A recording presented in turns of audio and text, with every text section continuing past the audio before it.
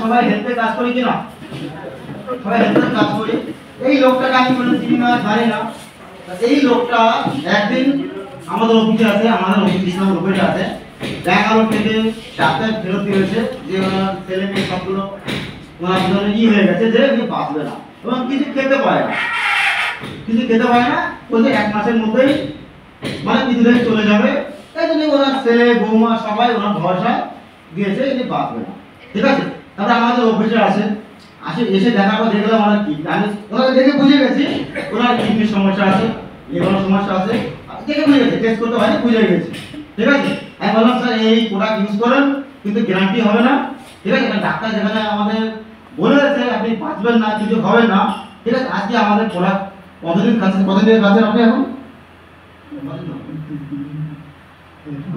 1 মাসের কাছে হলো। এখন আপনি ভাত খেতে পারেন, রুটি খেতে পারেন, আগে খেতে পারতেন? আগে কিছুই খেতে পারতো না।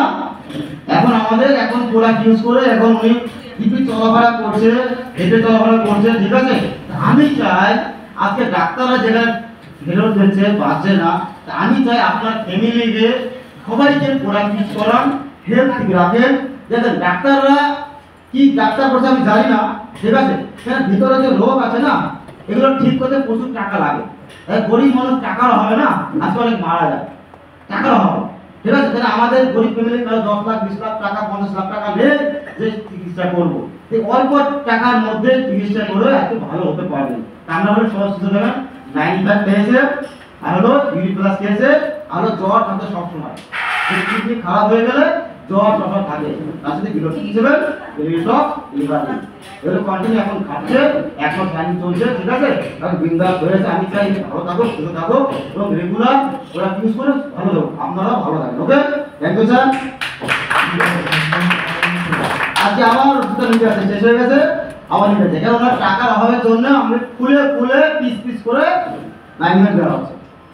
9 100 টাকা দিতে না পারে পিস করে। কতটা সুস্থ আছেন এখন বলেন কিছু? কেমন আছেন? আগে থেকে ভালো আছি, কিন্তু আছে